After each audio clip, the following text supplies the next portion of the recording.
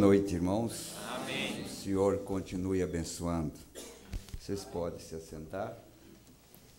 Gostaria que os músicos permanecessem aí mais um pouquinho, enquanto nós vamos dar continuidade. E nossa boa noite também aos irmãos que pela internet estão nos acompanhando.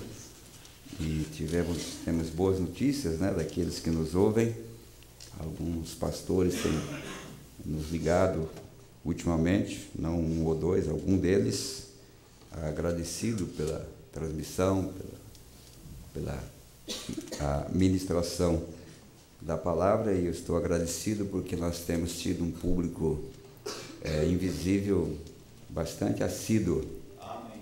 E antes, às vezes, eu preocupava com a igreja mais vazia, bancos vazios. Depois Deus me consolou, me mostrando algumas coisas, e realmente essas coisas não nos preocupam mais hoje, né? Eu sei que Deus tem como levar a sua palavra ao coração daqueles que precisam realmente ouvir. Então, estou agradecido porque Deus sabe como fazer as coisas, né? Amém. Espero que nessa noite Ele nos ajude a sairmos daqui melhor do que nós entramos. Amém. E temos dedicação de criança, a igreja está crescendo. Nós não batizamos, mas dedicamos, né? Já é um grande privilégio dedicar alguém na casa de Deus. E eu fico muito feliz que quando eu batizo, o trabalho depois é comigo. Quando eu dedico, o trabalho é com os diáconos, né? Então, quando eu batizo as pessoas, eu vou ter mais trabalho com eles. Mas quando eu estou dedicando, eu estou livre do diácono, que se vire depois para manter a ordem, para ajudar-eles. Então, eu estou muito tranquilo. E recentemente nós temos mais dedicado do que batizado. Então, menos trabalho para mim. Então, nós estamos assim, felizes por essas coisas, né? E eu vou chamar logo aqui os pais, o Jonatas, né? Por favor, pode vir aqui. Vem o irmão Hugo Feitosa e a irmã Kátia Lima, né? E trazendo aqui o Jonatas. Você sabe que isso é bíblico, né? Amém? Amém. É bíblico ou não é bíblico? Amém. Marcos capítulo 17, capítulo 10. Marcos capítulo 10. Jesus, ele fez isso. E disse que era para nós continuarmos fazendo, orando pelas criancinhas, né? E é um ato tão importante na vida do ser humano, a ponto de o próprio Deus, quando Ele criou um corpo aqui na terra para habitar nele, no 8º dia, Ele estava sendo apresentado no templo, Ele próprio dando o exemplo de que todo ser humano deveria ser apresentado a Deus, pois ninguém pode dar vida, ninguém pode fazer nada no seu próprio Deus, seja ele filho de Deus ou não filho de Deus, a vida só pode vir de Deus. Portanto, todo ser humano deveria ter esse primeiro passo na casa de Deus. E eu estou certo de que o irmão Hugo e a irmã Kátia estão muito felizes. É o primeiro filho. E nada melhor do que um casal receber o primeiro filho como eles receberam, com saúde, abençoado, tudo de uma forma normal. Deus dirigiu todas as coisas. Então é uma chegada muito abençoada, muito feliz, e eles realmente estão agradecidos a Deus, e hoje eles estão vindo aqui para devolver a Deus esta criança, porque como seres humanos jamais temos a capacidade de colocar as palavras, o ensinamento para essa criança crescer como verdadeiro cristão.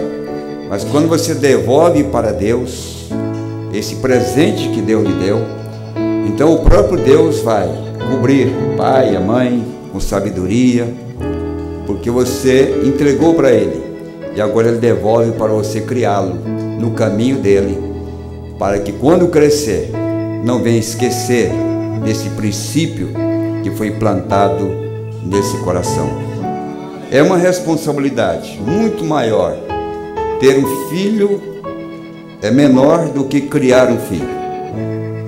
A maior responsabilidade diante de Deus não é por ter um filho, mas por criar um filho, porque a partir de então, tudo que essa criança vai aprender e ver, tudo que ela vai se alimentar, tudo que chegará nas suas mãos, só tem um caminho, é as mãos do pai e da mãe. Então é uma responsabilidade criá-lo com aquilo que realmente possa protegê-los no futuro, porque aquilo que eles darão para esta criança hoje determinará o seu futuro aqui na terra. Alimenta-o como ser humano, cresce como ser humano, tornará-se um jovem, um homem se houver tempo. Espiritualmente, quando se é alimentado corretamente, também cresce como filho de Deus, desenvolve como filho de Deus, e chegará um dia que tomará a decisão de ser batizado em nome de Jesus, porque seus pais ensinaram que depois de conhecer entre o certo e o errado, terá que escolher por qual caminho desejais andar. E essa é uma responsabilidade do pai e da mãe. Naturalmente, até os 5 anos de idade, ele não aprenderá outra coisa dos pais, ou outra coisa a não ser através dos pais. Portanto, o que você fala, pai e mãe, diante de uma criança, é o que estará formando o caráter dessa criança. Muitas crianças aprendem a dizer palavrões desde pequeno, desde jovenzinho. Aprende a mentir, aprende a se irar, aprende-se a brigar, porque eles acostumam a ver essas coisas com seus próprios pais. Que essa criança nunca tenha essa influência, mas que cresça vendo um pai e uma mãe que estão servindo a Deus, honrando a palavra e vivendo uma vida cristã, para que toda influência possa ser passada a esta criança. Por isso, Abraham Lincoln, depois de grandes sucessos na vida, ele pôde dizer assim: a razão do meu sucesso, porque eu tive uma mãe piedosa, que desde cedo me ensinou o caminho do Senhor. E por eu ter escolhido 2 livros, a Bíblia e Fox dos Mártires, foi o livro que eu criei lendo. Então isso me moldou meu caráter, e Deus me fez o que eu sou hoje, um dos melhores presidentes da América, ou o melhor presidente que a América já teve, porque teve uma mãe piedosa que lhe ensinou. Que essa criança possa mais tarde, aos 7, aos 10, aos 12 anos, na escola, com os amiguinhos, na rua, dizer: verdadeiramente meus pais é uma bênção para mim. Que testemunho maravilhoso quando nossos filhos podem falar bem de nós, o que aprendeu através de nós, e dizer: a razão do meu sucesso foram meus pais que me ensinaram o caminho, e hoje eu sou vitorioso. Nascer num lar cristão não foi o privilégio de todos nós, mas aqueles que têm tido esse privilégio, que honra, que glória. Nascer num lar onde não terá, nos primeiros anos de vida, nenhuma influência maligna, mas só a influência do celestial, da palavra, do Espírito de Deus. Então é realmente um momento muito importante na vida desta criança. Ele só vai conhecer isso, quem sabe, no testemunho e nas fotografias que o irmão Davi está tirando ali, no filme que está sendo feito, mas um dia ele poderá olhar e dizer: eu hoje sei que eu fui dedicado. Privilégio que quem sabe eu não tive, nem você, que na época que fomos na igreja era pouco se tinha uma máquina fotográfica, hoje está por todos os lados, né? Mas ele vai ter esse privilégio que nós não tivemos. Que Deus abençoe o irmão Hugo, a irmã Cátia, esse casal abençoado, e que esse presente possa perdurar em suas mãos até o Senhor voltar para nos levar nesse grande arrebatamento. Amém? Vamos ficar em pé nesse instante e vamos orar pelo casal. Vocês vão orar por eles? Levante sua mão. Nosso querido Pai Celestial, nós sabemos que somos tão indignos e incapazes.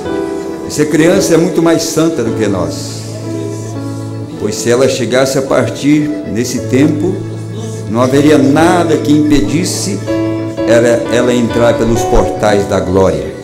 Mas nós sabemos que se a nossa vida não estiver aperfeiçoada pela palavra, Se a nossa vida não estiver comedida pela palavra de Deus, não entraríamos ali.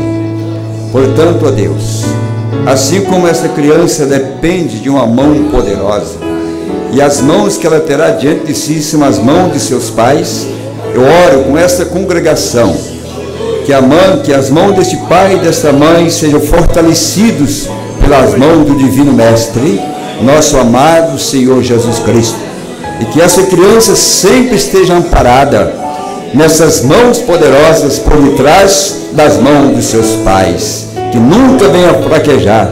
Na hora da correção, Senhor, que esse pai, esta mãe, ungido pelo teu Espírito, possa afugentar o inimigo, para que mais tarde essa criança possa dar glória pelo pai e a mãe que lhes ensinou e foi capaz de corrigi-lo nas coisas erradas. Pai, não deixe esses pais entrarem pelo caminho da modernidade, Pai. Oh Deus, mas que eles entrem pelo caminho da palavra, porque somente assim essa criança estará amparada, abençoada, Senhor, escondida nesses braços maternos e paternos, os quais foram escolhidos por Ti para abraçar esta criança na terra. No nome de Jesus Cristo nós pedimos por ele, para a Tua glória. Amém. Agora nós vamos orar pelo Jonatas, é isso mesmo? Pode trazer isso, por favor.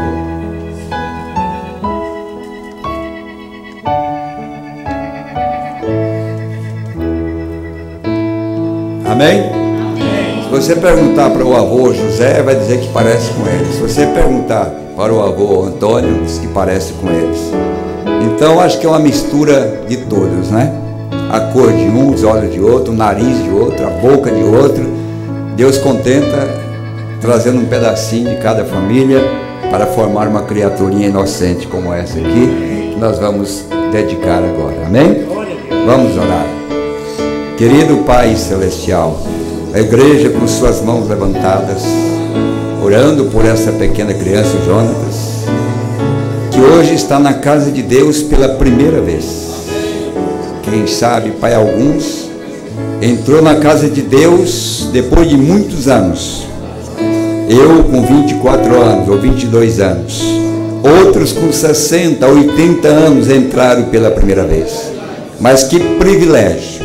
Essa criança com algum mês de idade, ou poucos dias de idade, já teve o privilégio de ser trazido à casa do Senhor para receber a bênção do Altíssimo, as mãos do poderoso Deus, para guardá-lo neste caminho, um futuro que só o Senhor pode reservar de vitória na vida desta criança.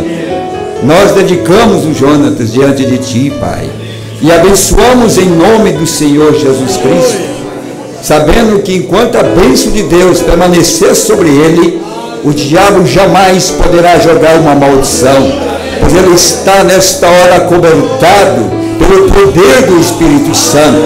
Que essa inocência não seja violada, mas que essa inocência seja conservada no grande amor de Deus, Pai, pois a bênção de Deus estará sobre ele, sobre o Deus de Abraão, o Deus de Jacó, o Deus de Isaac, o Deus de irmão Brana, que prometeu que estaria conosco todos os dias. Esteja com esta criança todos os dias, em nome de Jesus.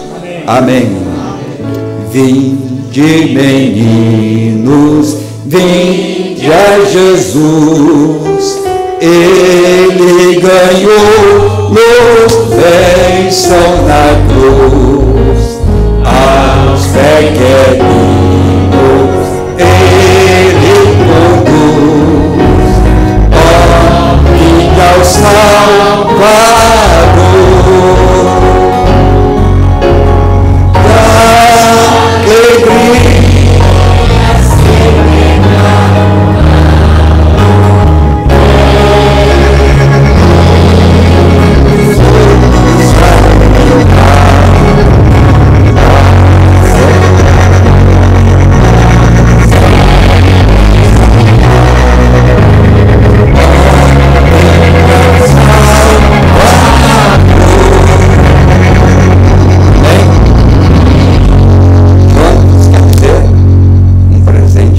Pode sentar. Eu me lembro do hino que nós cantamos em 1980. ele nunca saiu da minha mente, porque quando nós estávamos... Podia baixar um pouquinho o som, está dando um pouquinho, eu estou um pouco longe do microfone aqui, e quando nós estávamos saindo de Curitiba, no ano de 1982, e talvez algum de vocês lembram que estão aqui naquela época, alguém assistiu a nossa saída de Curitiba em 1982, levante a mão, tem alguém daquela época? Irmã Maria, irmão Wilson, irmão Paulo Castilho, também o irmão está ali, né? Irmão Moreno, irmão Daniel Moreno. E nós cantamos esse hino, eu queria que a Sueli cantasse ele. Bem, vamos cantar.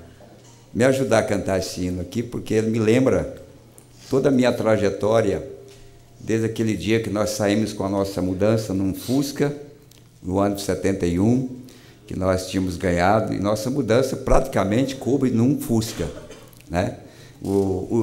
A nossa filha era mais filho do que a nossa própria mudança. Nós tínhamos 4 filhos e a nossa mudança foi em cima de um Fusca, num bagageiro. Nós temos foto daquela viagem até hoje, né? E eu me lembro muito bem, porque na estrada, antes de chegar em Francisco Beltrão, o Eliezer era recém-nascido, estava no colo da mãe, e eu bem tranquilo, dirigindo o Fusca, ele deu uma pesada na marcha, e a partir de então eu fiquei 6 meses com a marcha em problema, porque não encaixava mais a 4ª marcha do Fusca. Então eu não posso esquecer dessa viagem, foi um tempo que nós nunca pensávamos o que estaria pela frente, onde estaríamos, mas Deus nos ajudou e demos tanta volta, e hoje nós estamos aqui pela graça de Deus, né? Não mais com Fusca, mas sempre com Jesus, né? Muitas coisas se passaram, mas aqui nós estamos, amém? Vamos pegar o microfone, pode ser?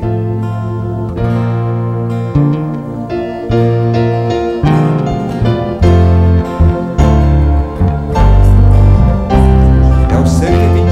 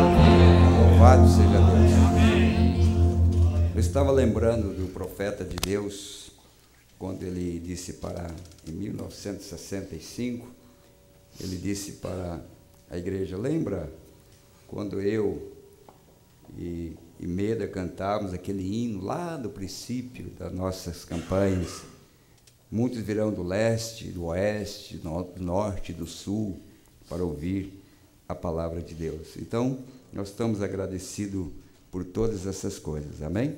Amém? Porque Deus tem o caminho para cada um de nós e com certeza nós estamos felizes em cumprir a vontade de Deus, amém?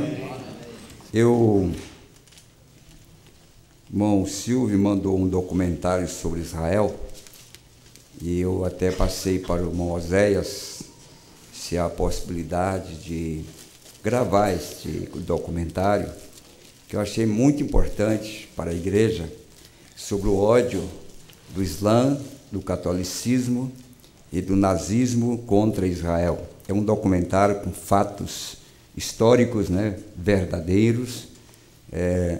Quem sabe a imagem não está tão boa, mas eu ouvi, gostei muito, para que a igreja pudesse compreender um pouco dos acontecimentos dos últimos dias contra Israel.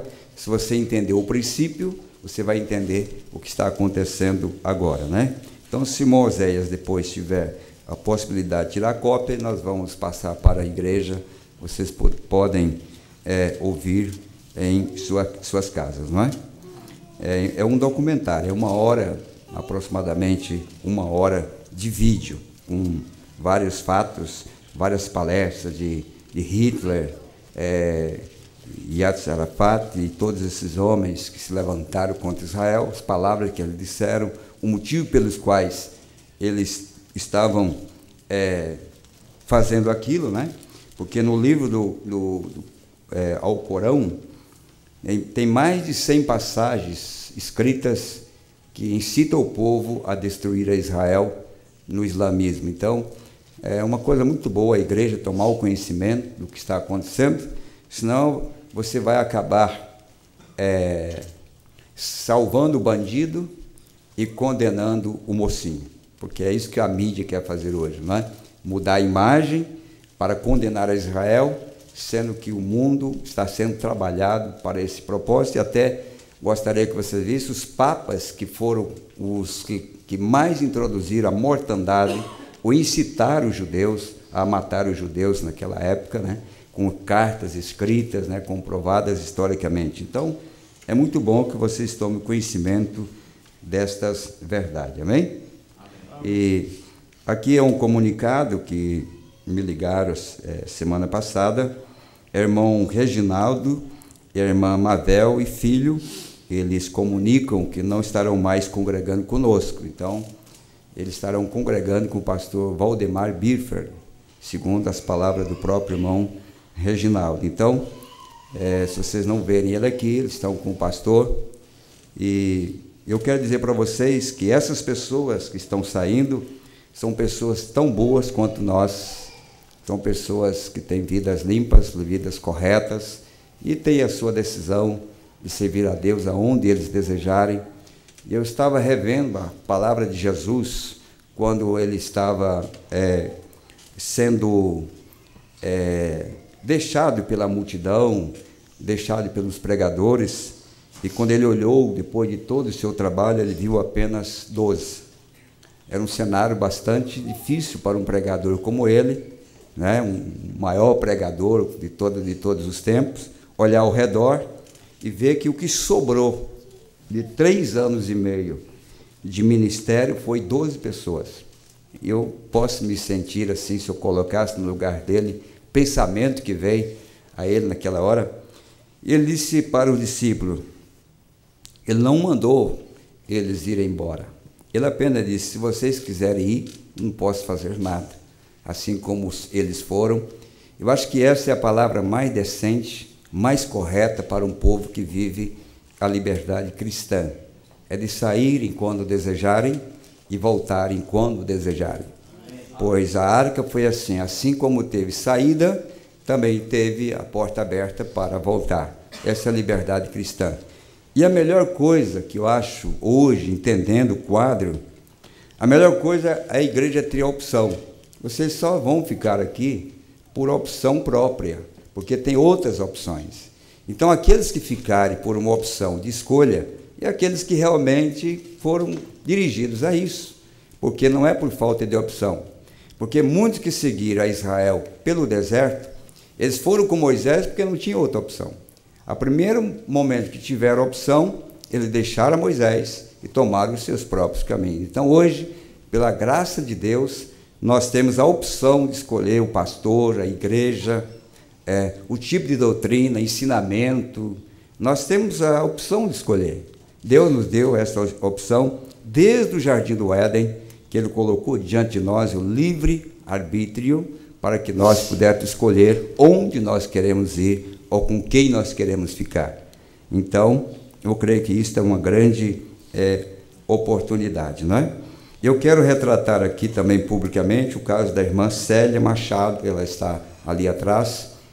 Quando nós comunicamos que seu marido não estaria, eu incluí ela e a sua família, e me faltou ouvi-la, né?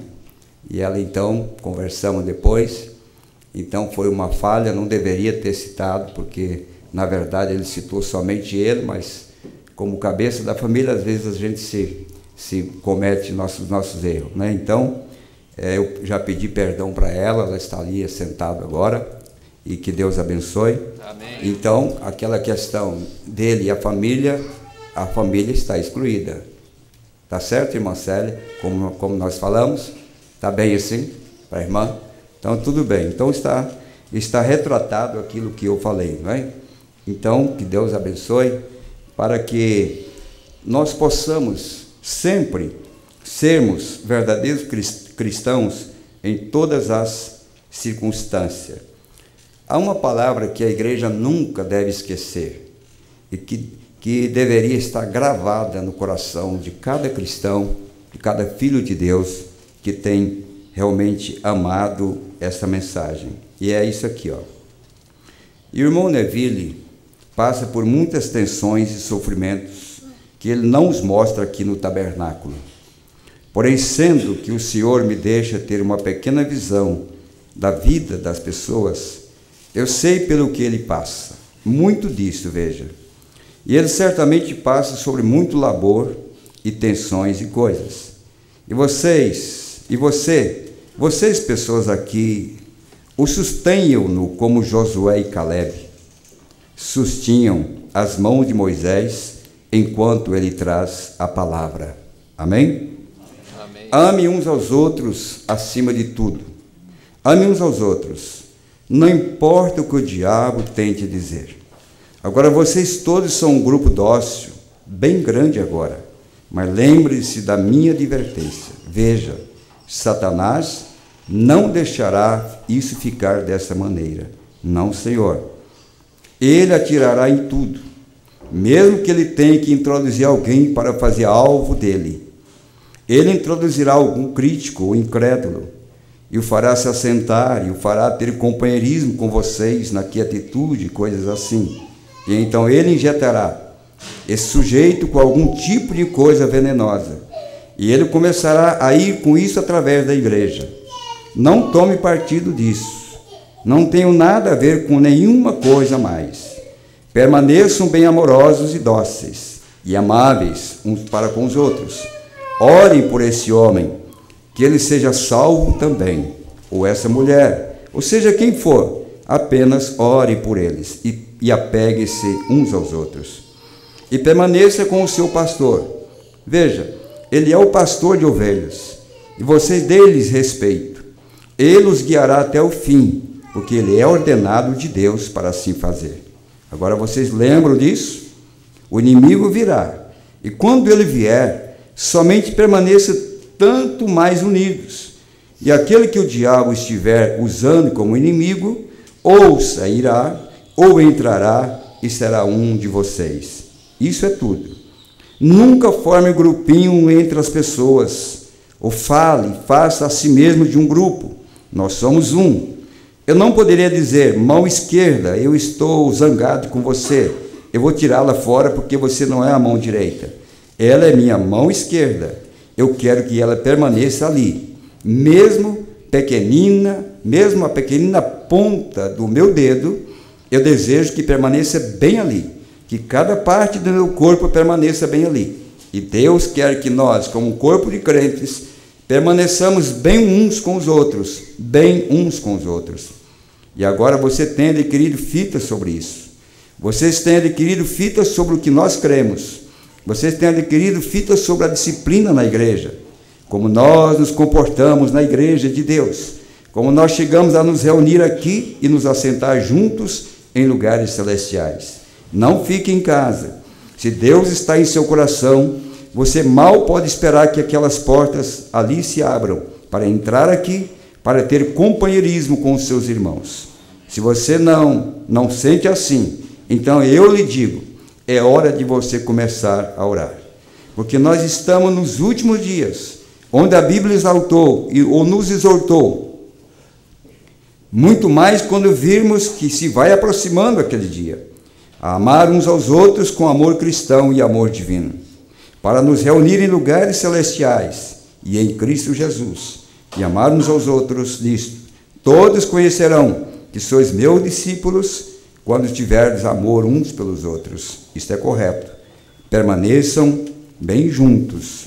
Se o irmão, você pensa que ele está um tanto errado, ou a irmã, diga, Senhor, não me deixa jamais ter a raiz de amargura brotada, porque o afetará e tirará o Cristo bem da minha vida, esse ácido venenoso de malícia, inveja e rancor, que somente levará o Espírito Santo bem para longe de você. Isso fará correr daqui do tabernáculo. Isso matará o Espírito de Deus, ou afastará para longe daqui, ferirá o seu pastor, fará tudo. Estão vendo? Não façam isto.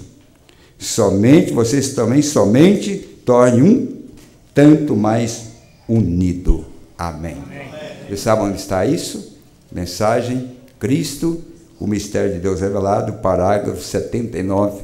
É uma das primeiras coisas que nós conhecemos na mensagem do irmão Brana, foi esse parágrafo que até virou uma escritura colocada nas paredes, em todo lugar. Agora, nenhuma Bíblia, nenhuma mensagem do profeta ou Bíblia fará efeito nenhum se você não colocar ela no seu coração. Fora do coração, ela é tão morta como qualquer morto. Ela não tem nenhum valor, nenhuma eficácia. Ela só é eficaz quando você toma a palavra e coloca dentro do seu coração. Amém? Amém. Agora, o irmão Brana falou sobre Charles Finney e chamou esse homem um dos maiores pregadores de todos os tempos. Mais do que Calvino, mais do que o próprio Wesley, mais do que e outros, diz o profeta. Irmão Brana diz, ele diz assim, mais do que John Smith, muitos de nós nos esquecemos de Charles Finney, o maior de todos eles. É dito que 97% dos conversos de Finney se conservaram. Isso não é fácil. 97% dos convertidos de Finney conservaram cristãos. 75% dos de Moody se apostataram. Então, enquanto tinha 97% que os crentes permaneciam fiéis, o grupo de Moody, 75% do que eles converteu não permaneceram. Veja a diferença. Se apostataram em um ano. Se apostataram em um ano. E os de Wesley, o grupo da santidade, estava constantemente se apostatando. Porém, Finney tinha 97%. Rapaz, calvo, magro, pequenininho, que até ao púlpito olhava para a audiência assim, e homens desmaiavam, porque ele permaneceu na sarça um dia, até que o Espírito Santo tomou o controle dele. Isso foi assim.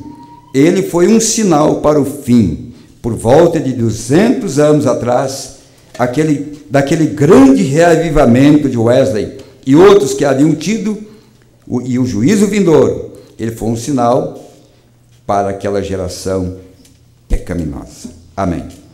E nesta noite, irmãos, eu quero continuar com o meu tema, como já foi anunciado, não é? Um sinal, extraindo de uma mensagem do irmão Grana, porque eu aprendi que tudo que está ao nosso redor hoje é um sinal, uma advertência, porque já foi escrito antes. O profeta de Deus deu todas as coordenadas do que aconteceria nos últimos dias. E mesmo no meio de tantas evidências, sinais, coisas que acontecem ao nosso redor, nós ainda nos perguntamos, por que isso? Porque, na verdade, essas coisas é para que o eleito possa se firmar mais, e o incrédulo cada vez tornará mais incrédulo. Por isso, vamos ler as Escrituras, primeiramente no Salmo 86, versículo 11 somente, e depois São Mateus, capítulo 16.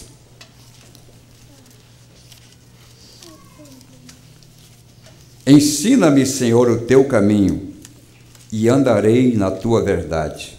Una o meu coração ao temor do teu nome. Nós vamos para São Mateus 16, 1 até o versículo 3. E chegando-se os fariseus e os saduceus para o tentarem, pediram-lhe que lhes mostrasse algum sinal do céu. Mas ele, respondendo, disse-lhes: quando é chegada a tarde, dizeis, haverá bom tempo, porque o céu está rubro, e pela manhã, hoje haverá tempestade, porque o céu está de um vermelho sombrio. Hipócritas, sabei diferenciar a face do céu, e não conheceis os sinais dos tempos? Senhor Jesus, aqui estamos nós parados, verdadeiramente no mesmo acontecimento que havia ali, pois os sinais têm sido mostrados e a evidência de sua presença, na primeira, na segunda puxada, com sinais, maravilhas e prodígios, na abertura da palavra, na terceira puxada, na manifestação do Filho do Homem, Deus mais uma vez caminhando em carne humana, como no dia de Abraão, e aqui estamos vendo todo esse cenário. Nós perguntamos, Pai, a nós mesmos, o que faremos da agora em diante? Por isso teu servo perguntou, numa mensagem que ele pregou, o que faremos com Jesus, chamado Cristo? Porque agora ele está em nossas mãos, trazido por uma mensagem profética, que nos colocou nessa posição. E o Senhor está olhando para nós, para ver o que faremos com esse Jesus, que está nas nossas mãos hoje. Pai, se ele está nas minhas mãos, deixa-me colocá-lo no meu coração, pois é o lugar mais propício em que ele tem desejado habitar no homem, é no coração do homem. Que nesta noite, Pai, que esse humilde servo, falando estas verdades para o teu povo, que não seja eu, mas a unção do teu Espírito apanhe o coração eleito e manifeste a Jesus Cristo mesmo ontem, hoje e eternamente. E abençoe esse povo que me ouve aqui, Pai. E abençoa o povo que me ouve através do sistema da internet, Pai. Não tenho nenhuma condição de abençoá-los. Não tenho nada a fazer a não ser me predispor diante da tua presença, sabendo que o tempo do fim tem chegado, que homens se levantarão para escarnecer da verdade, mas haveria homens que se levantariam também e permaneceriam na tua palavra e na verdade do Evangelho. Que nesta noite faça conhecido entre nós, Pai, que o Senhor está aqui entre o teu povo, entre os teus filhos, para vindicar a tua santa palavra. Nós agradecemos pelo Senhor ter nos conduzido até esse lugar da estrada. Já vemos o final, mas para chegarmos ali, Pai, é necessária esta mão poderosa, que nos estará sustentando passo a passo, até possuirmos toda a promessa que o Senhor tem feito aos teus filhos. Nós agradecemos por sua presença, em nome de Jesus. Amém. Pode sentar, igreja.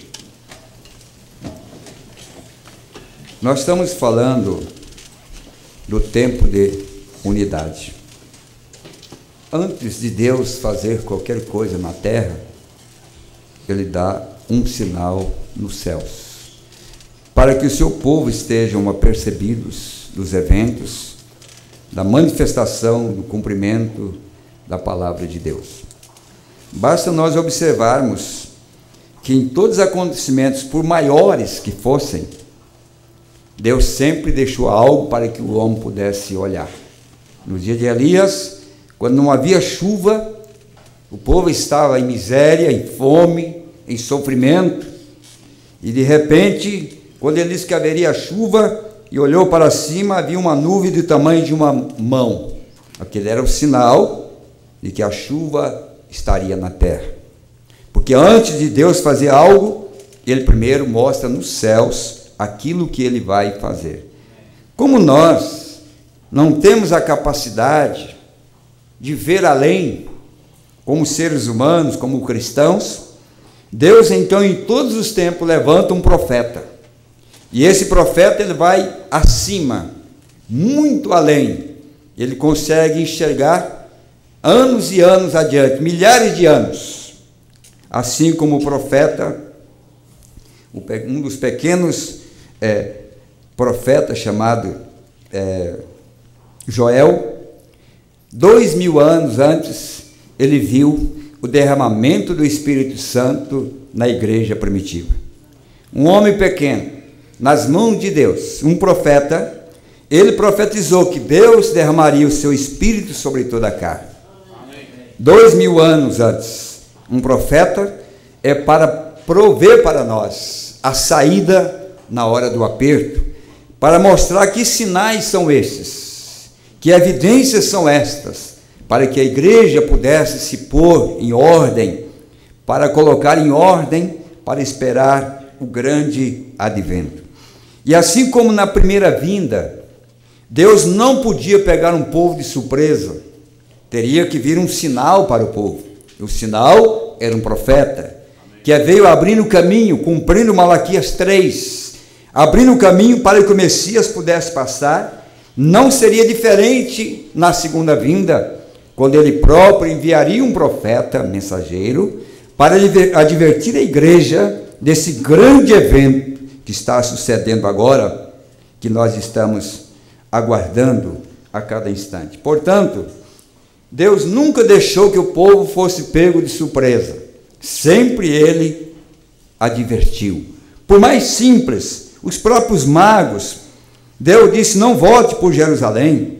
Disse para José, não tema receber Maria, tua mulher. Vão para o Egito, volte do Egito. Vão para lá, vão para cá. Para o povo de Deus, sempre Ele tem uma palavra para nos esconder da ira do adversário, do inimigo, para nos guardar desta hora tão terrível que nós estamos vivenciando hoje. E o profeta, ele profetizou, disse que o Concílio Mundial de Igreja é a maior armadilha que o diabo tomaria o povo. E ele disse que há um povo que não estará lá. Amém? Amém? Mas que isso estaria em evidência. O ecumenismo é uma armadilha diabólica unindo todas as religiões. Isto é um sinal de que algo está acontecendo. Enquanto as igrejas estão unindo nesse concílio, tornando evidente uma profecia, também Deus prometeu que haveria um povo que estaria se unindo também na palavra, porque a hora da união, a hora da unidade perfeita, agora tem chegado, porque os sinais têm declarado no céu, na terra, em todo lugar, tem demonstrado que é o tempo.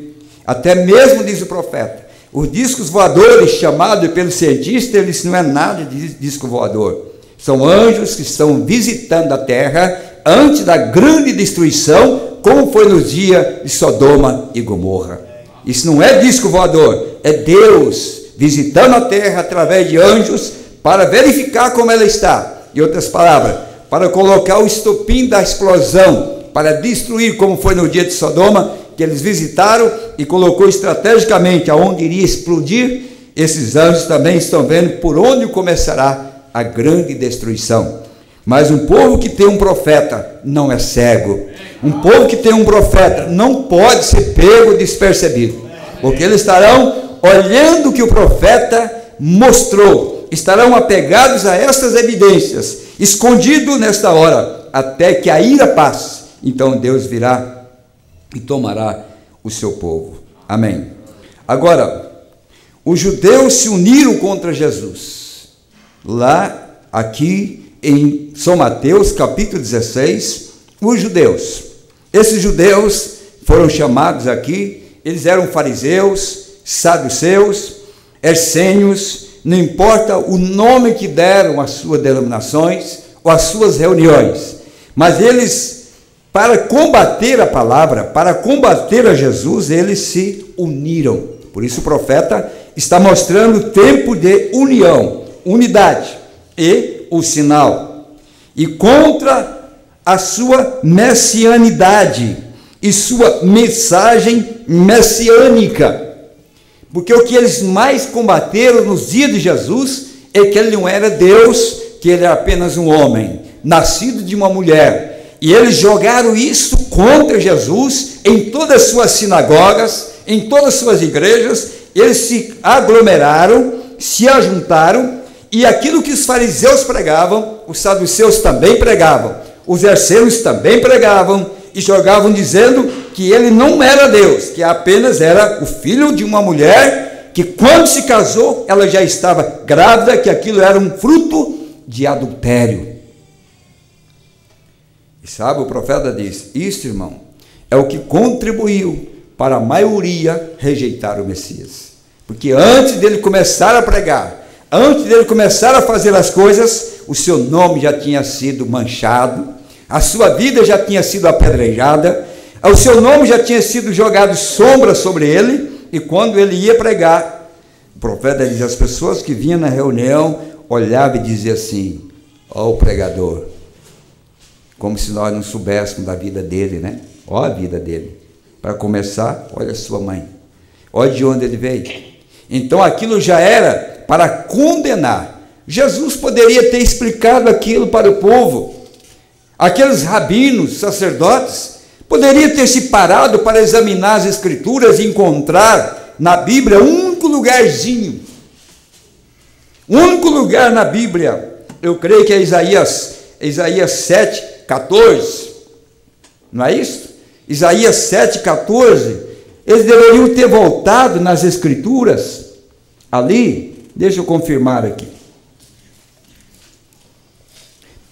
porque isso foi algo muito especial, dado por Deus. Olha, Isaías 7,14, portanto, mesmo o Senhor vos dará um sinal. O que era um sinal?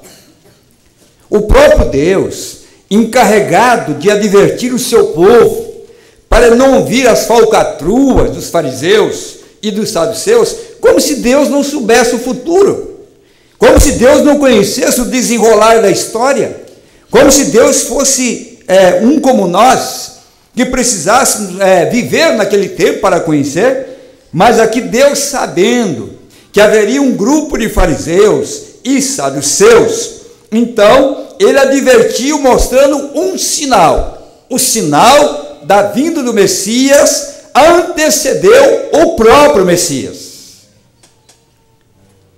Antes da vinda do Senhor no rapto, tem que haver um sinal. É antes que aconteça, tem que haver um sinal para que os eleitos de Deus possam se despertarem. Amém. Para que não sejam pegos de surpresa, para que não sejam enganados. Deus não é um Deus bruto e incoerente com o seu povo, jamais ele deixou o seu povo ser pego de surpresa. Isaías 7,14 diz assim, ó, portanto, o mesmo Senhor vos dará um sinal. Amém. Eis que uma virgem conceberá e dará à luz a um filho, e será o seu nome Emanuel. É as escrituras? Agora, onde está isso em qualquer outra parte da Bíblia? Aonde está esse sinal? Apenas um pequeno versículo estava mostrando para o eleito, estava trazendo para o eleito uma condição de não ser enganado.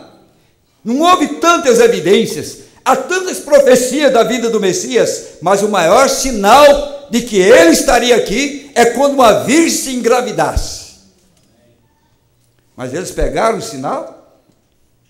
O mesmo Senhor descerá do céu com alarido, o mesmo Senhor vos dará um sinal. O mesmo Senhor descerá do céu com alarido, ele próprio, a Bíblia diz em inglês, ele próprio descerá num alarido, é um sinal. Um sinal de quê? De que Deus estaria na terra, de que Deus cumpriria a sua palavra, de que Deus faria a saída do seu povo no arrebatamento, que Deus abriria caminho.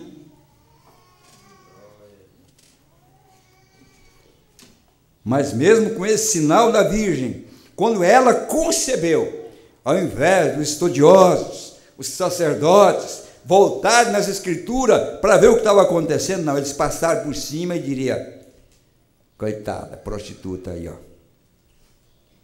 Blasfemaram de uma promessa que era a salvação que eles precisavam. Era tudo o que eles precisavam, era ser humildes, voltar nas escrituras e ler, porque estava escrito ali. Não era um segredo que uma virgem conceberia. Agora perguntamos, se você estivesse lá, de que lado você estaria?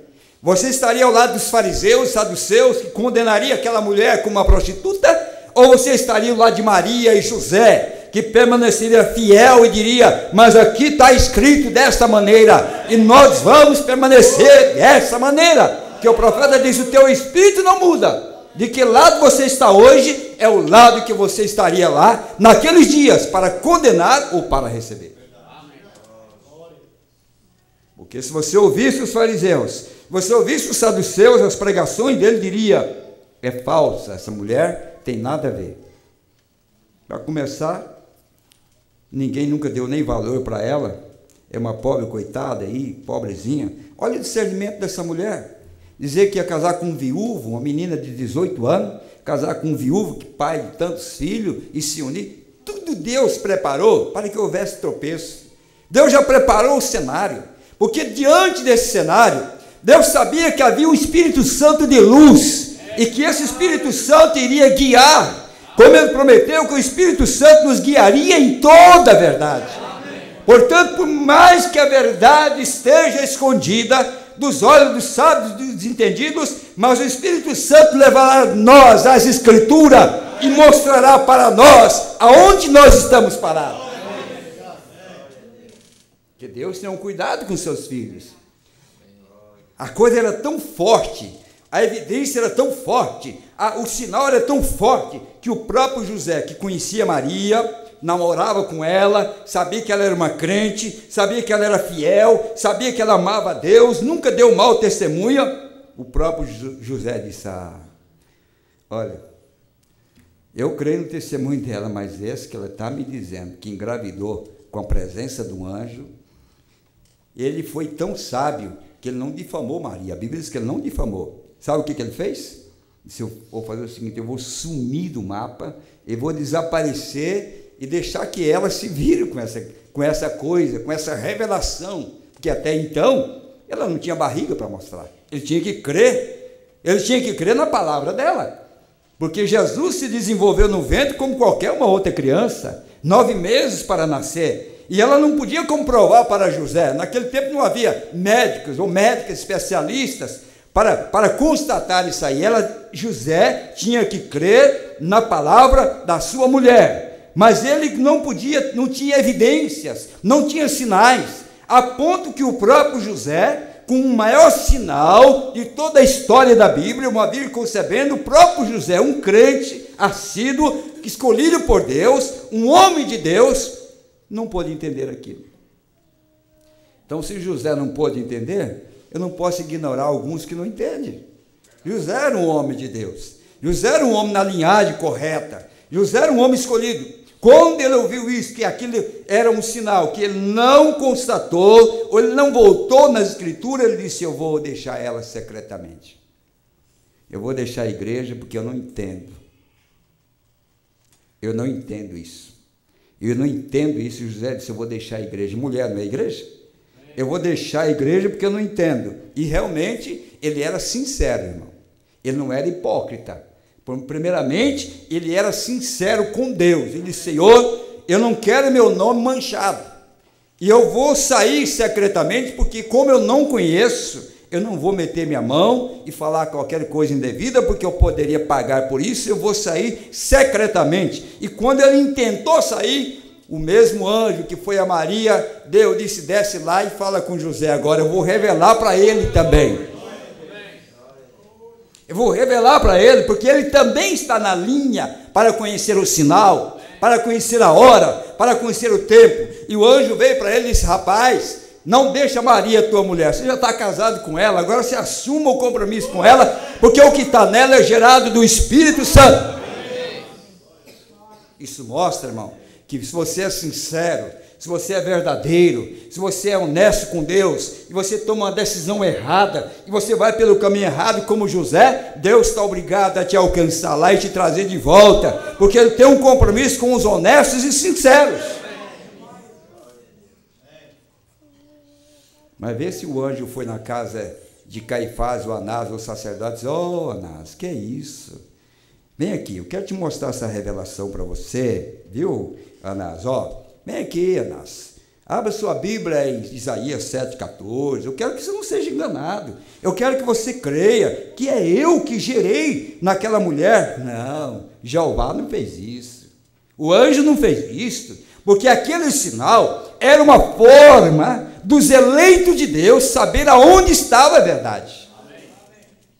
Vocês notem que enquanto os fariseus e saduceus jogavam pedras e jogavam e criticavam a José e Maria, havia os apóstolos que não discutiram nada. Nunca um apóstolo perguntou para Jesus, escuta, como é que foi o teu nascimento? Nunca aqueles discípulos chegaram para Jesus para questionar o passado de Jesus. Eles sabiam que aquele homem, quando falava, era a palavra de Deus. Eles sabiam que aquilo era verdade. Eles não foram ali buscar a vida de Jesus como os fariseus, que vivem escrafuchando a vida do sacerdote, a vida dos membros, a vida do povo, e buscando toda a sujeira. Os apóstolos não. Ao ponto que quando Jesus disse, vocês não queriam, ele disse, para quem iremos nós? Tu tens palavra de vida eterna? Não é fácil engolir isso, mas esta é a verdade. Então, Jesus, o melhor Jeová, nunca veio para qualquer outro, para tentar ganhar.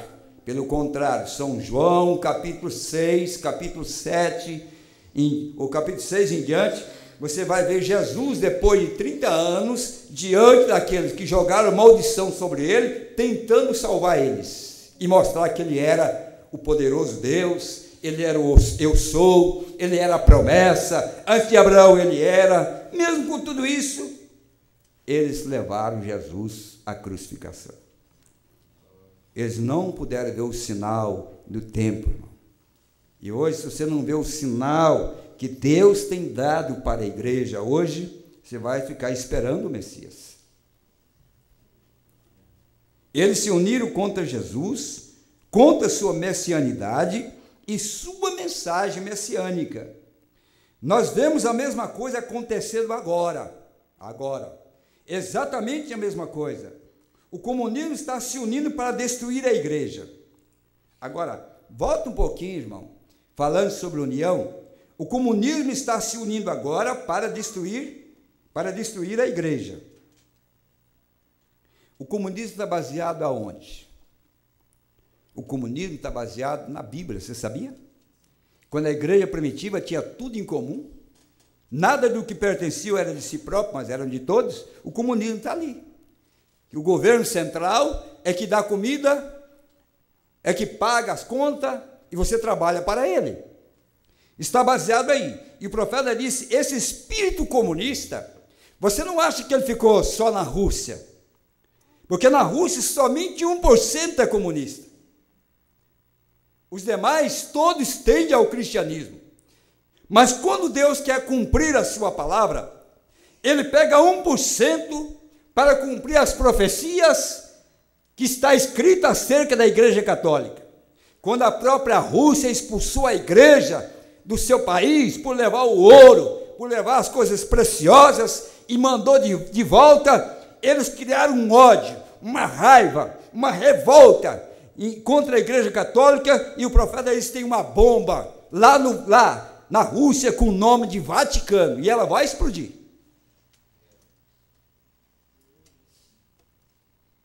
Vai explodir. Mas o comunismo, o espírito comunista ainda está no mundo inteiro. Estão se unindo para destruir a igreja, e a única forma que isto é depois que a igreja se tenha unido também. Então, pensa bem, depois que a igreja estiver unida também, é que o comunismo estará unido para destruir.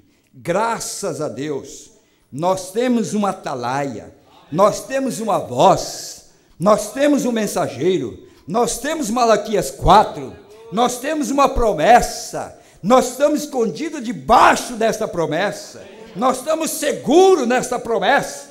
Haverá uma ida. Glória a Deus. Amém. Sim. Veja bem, isso é depois que a igreja se tenha unido também no Conselho de Igrejas, no Conselho Mundial de Igrejas, para negar e destruir a mensagem. Então, o espírito do ecumenismo, que é a união de igrejas, ele passa para dentro da própria mensagem, para dentro da própria igreja. Para quê? Para destruir as evidências daquilo que Deus estaria fazendo, apagando as evidências. Você lembra do cego de nascença, quando Jesus abriu os olhos dele? Olha, aquilo irritou todo mundo, irmão. Aquilo irritou. Lembrando-se que aquele cego não tinha nem o buraco dos olhos. Jesus chegou lá e abriu os olhos dele, e ele chegou. E quando ele chegou, ele causou um alvoroço no meio do povo, e o povo vinha dizendo, não é verdade. Sabe o que eles fizeram? Mesmo com aquele milagre, daquele tamanho, de um cego que vivia pedindo esmola, vivia de lugar em lugar, aqueles fariseus, saduceus chegaram e olharam bem na cara dele, e um dizia assim, parece com ele, mas eu acho que não é ele não. Ele não tinha nem buraco dos olhos, o cabelo parece, a boca parece, mas olha, outro dizia, não, mas é ele mesmo. Outro dizia, parece com ele. Aí levaram ele para perguntar para a mãe, escuta, esse é seu filho? Porque para incrédulo, irmão, Deus pode fazer cair fogo do céu. Deus pode vindicar a palavra. Para incrédulo, nada serve para eles. Não há evidência que possa convertê-los. Não há sinais que possam convertê-los. Incrédulo não se converte com sinais. O eleito se converte pela palavra e crê em cada sinal. Mas o incrédulo não adianta. O que aconteceu? Deus abriu os olhos, ele chegou nos pais e disse, é seu filho? É nosso filho. O que você me diz a respeito dele? Eu falei, olha, a única coisa que eu sei é que ele era cego. E agora ele está vendo. Aí, chamou o menino, chamou o rapaz. Como é que ele fez isso na sua vida? Eu não sei. Eu não conhecia ele, eu nunca tinha visto.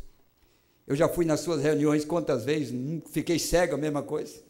Já estive lá, lavei os pés, guardei sábado, não como carne de porco, vou à igreja, pago meus dízimos, continuava cego. Agora vem um homem aí que diz que é filho de uma mulher que já estava grávida antes de casar, disse, jogaram tanta coisa, mas uma coisa eu sei, ele fez uma coisa que vocês nunca fizeram na história da Bíblia, porque agora eu estou vendo. Mesmo assim os fariseus jogaram o pé, dizendo, ele é um pecador, ele não tem condição de pregar, ele é um pecador, ele não tem nada. Ele disse, olha, se ele é pecador, eu não sei. Eu só sei de uma coisa, ele me deu a visão. Isso que me interessa, é saber que Deus abriu os nossos olhos. Eu não estou preocupado nas falhas de William Branham, eu não estou preocupado com a família de William Branham, eu não estou preocupado com os fracassos de William Branham, ele era um homem, mas uma coisa eu sei, ele abriu meus olhos para não ser um denominacional, para não ser um denominacional antibíblico. Tanta sombra na família do profeta, em Sara, em José, em Bilipou e tantas coisas mais, mas uma coisa eu digo, chame o que vocês quiserem chamar, mas ele abriu nossos olhos para ver o Senhor se manifestar, cumprir a sua palavra, levar um povo mais alto na fé. Vamos discutir agora que essas mulheres que seguem a mensagem não tem nenhuma denominação, irmão, por melhor que seja, que conseguiu deixar as mulheres com o cabelo sem cortar. Não tem uma denominação na terra hoje que não deixou suas mulheres agora pintarem. Encontrei algumas agora da congregação cristã, toda de unhas pintadas, dizendo que era da congregação. Todas foram sucumbidas pelo espírito de Laodiceia. Todas caíram pelo espírito do ecumenismo, mas há um povo que Deus abriu seus olhos e tem permanecido fiel. Não precisa bater em nossas irmãs, bater em nossos irmãos, eles cumprem a palavra de Deus. Agora joga o que quiser jogar. Se jogaram contra o profeta, jogará contra o pastor, jogará contra o missionário, jogará contra o pai de família, jogará contra o irmão e contra a irmã. É isso que acontece. Ele diz assim, veja bem,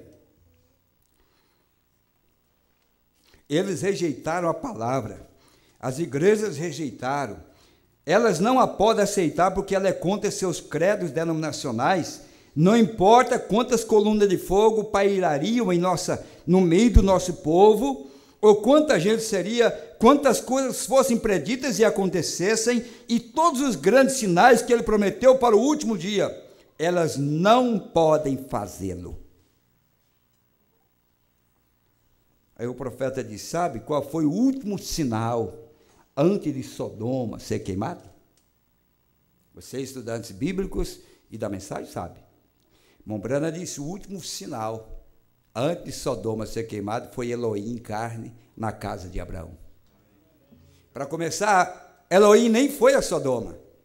Elohim permaneceu na casa de Abraão, porque ele tinha um compromisso não com Sodoma, ele tinha um compromisso com o seu povo, a sua nação, a sua semente, o seu eleito, os seus filhos. Então, Elohim ficou na casa de Abraão. O profeta diz, quando isso acontecer, é o último sinal para a igreja gentia.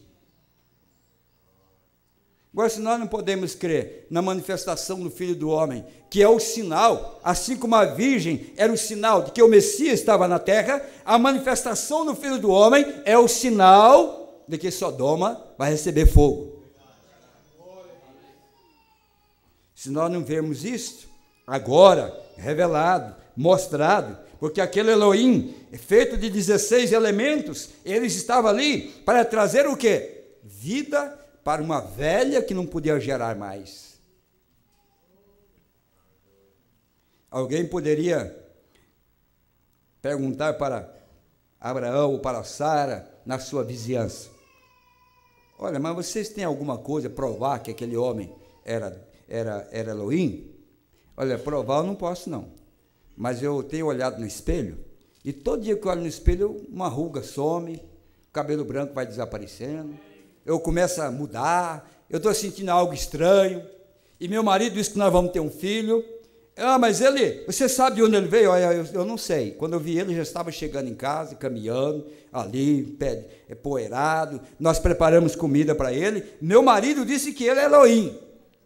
E eu creio, por quê? Porque a presença dele mudou a minha vida, mudou a vida de meu marido, mudou a vida do meu lar, mudou a minha vida desde jovem. Eu nunca tive uma experiência dessa. Agora eu vou ser mãe, e além do mais, eu vou ser mãe e terei um filho que é o tipo do Salvador do mundo. Irmão, não precisa explicar muito, apenas mostra o que Deus fez na sua vida, mostra o que Deus tem feito na sua vida a partir do momento que Ele te encontrou, que Ele te abençoou, que você ouviu, que você sabe que é Ele. Mostra isso, olha, eu quero mostrar o que aconteceu comigo. O profeta diz, este é o último sinal para a igreja gentia. O Filho do Homem, mais uma vez, em carne. Eles rejeitaram. Portanto, elas estão se unindo agora. E o seu pastor aqui, e muitos podem contar a vocês, que estão lendo, eles estão. Tem um movimento ecumênico do mundo. Há um ministro luterano por cima disto, onde, se vier um desastre que acontecesse na vizinhança aqui, Se nós não estivéssemos unidos com esse movimento ecumênico, então a nossa igreja não pode ser mais igreja. E eles podem usá-las como galpão de depósito. Olha o que está vindo. O que é, irmão? O espírito ecumenista. É um sistema no qual você não pode parar fora dos seus portões. E esse espírito, ele saltou do sistema denominacional lá fora e correu para dentro, aonde está a verdadeira palavra. Onde Deus não permite mais te ouvirem, eles não permitem mais vocês irem e congregarem, eles lutarão, é o espírito de unidade ecumênica. Ora, como eu disse no princípio, cada cidadão aqui tem a sua suprema liberdade de encontrar-se aonde for melhor para ele, porque essa foi a abertura do nosso mestre, essa foi a abertura do nosso mestre. E um verdadeiro cristão, e um verdadeiro ministro, ele sabe que o povo não está nas suas mãos, mas está nas mãos do seu Criador. Ele apenas ministra a palavra para o povo. O que eu disse para vocês ler a mensagem Parado na Brecha? Lá vocês vão encontrar algo que eu não vou dizer aqui para vocês, mas leiam, vocês vão encontrar algo especial ali.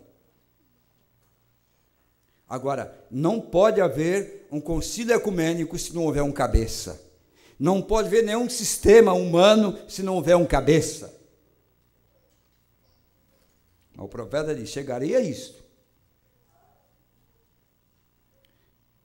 Ou se um de nossos irmãos viessem, alguém morrendo ou ferido, e tentasse ministrar a ele qualquer bênção espiritual, poderiam atirar em nós por causa disso. É exatamente a verdade. O espírito criminoso de matar, de destruir, isso aí é um embrião lançado pelo Conselho Mundial de Igrejas. Para destruir, o profeta disse, eles nos atirarão.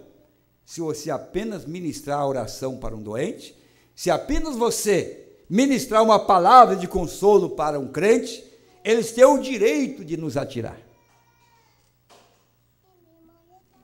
Poderia nos ser dado 10 anos na prisão federal por ministrar qualquer coisa, porque nós não somos membros desse movimento ecumênico. Vocês veem a marca da besta? Agora, quem saberia que a marca da besta é realmente uma igreja, é uma religião? Agora nós vemos esse tempo de unidade chegando. Observe. E então, o profeta disse, irmão, que quando você vê essa unidade chegando, então você nota que algo está acontecendo aqui na terra. Por isso que ele está chamando a atenção, quando ele pregou em 1963 essa mensagem, ele diz assim, agora, veja bem, observe, vemos esse tempo de unidade chegando, observe. E então a igreja se uniu contra a mensagem. E então, quando ela fizer isto, as nações estão se unindo em comunismo para destruir a igreja de novo. Bem, exatamente o que fez da primeira vez, bem, se repete a si mesmo de igual modo. Vai ser destruída. A unidade que está sendo feita é para apagar a evidência. Lembram ontem, quando nós falamos de Jerusalém sendo sitiada? Quando Jesus disse, não vá, orem, busquem, clamem, e eles não ouviram a voz e foram para Jerusalém? Quantos anos demorou para que Jerusalém fosse sitiada? 40 anos, juízo. 40 anos depois, Jerusalém estava sitiada por Tito, 1.100.000 pessoas aproximadamente morreram. Ó Senhor, por que tanta fome? Por que tanta desgraça? Por que tanto drogados? Por que tanto tipo de pecado? Por que tanta maldade na terra? É porque um povo rejeitou a palavra de Deus. Um povo rejeitou a mensagem da hora, um povo rejeitou a advertência de Deus, um povo rejeitou o conselho de Deus. O irmão Breno diz, quando a tribulação for assentada na terra, muitas pessoas dirão, não haveria um rapto, e ele dirá, quantas vezes vos adverti, quantas vezes te orientei, quantas vezes falei, quantas vezes alguém levantou para te dizer a verdade. Enquanto ele estava nos muros de Jerusalém, os portões fechados, quantas reuniões, quantas orações, quanta súplica lá dentro, quantas igrejas abertas em Jerusalém, com a Bíblia aberta, lendo o livro do profeta Moisés, do profeta Isaías, quantos na tribulação aonde ficar, lendo a mensagem, lendo a Bíblia, pensando que haverá um escape, mas o profeta diz, nunca houve tribulação como haverá nesse período de 3 anos e meio. Mas para quem? Para aqueles que não ouviram a advertência de Deus, o tempo e o sinal que ele declarou antes que isso acontecesse. Irmãos, sempre quando um homem, uma mulher rejeita a mensagem de Deus, segue o juízo, segue o julgamento. Não tem por onde sair. Israel teve que rejeitar a mensagem primeiro.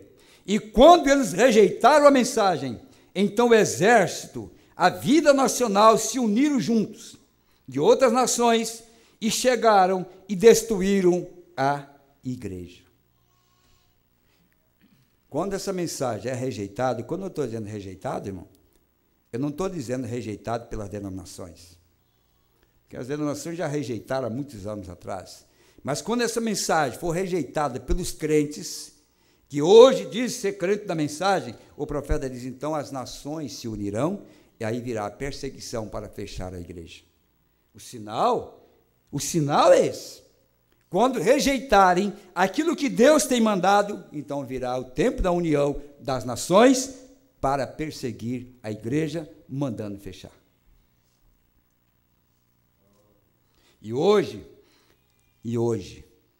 eles rejeitaram a mensagem do Senhor Jesus, e eles a rejeitaram. E agora, o tempo tem chegado, onde o comunismo está se unindo o mundo junto contra a igreja. Eu pensei que o comunismo não tinha nada a ver com isso. Mas quem está por detrás? O comunismo se unindo. Sabe por quê? Porque a igreja desprotegida da palavra, da presença de Deus, ela fica fácil como uma presa para ser destruída pelo comunismo. Vê se o comunismo pegou José e Maria. Quando eles se apontavam num lugar, ele disse, vai para o outro. Quando ia para o outro, ele disse, sai de lá e vem para cá. Enquanto Deus estiver do nosso lado, não há nenhuma força nacional, nenhuma força comunista, nenhuma força do comunismo que poderia nos colocar em servidão, porque o próprio Deus nos orientará onde nós deveremos estar nesta hora.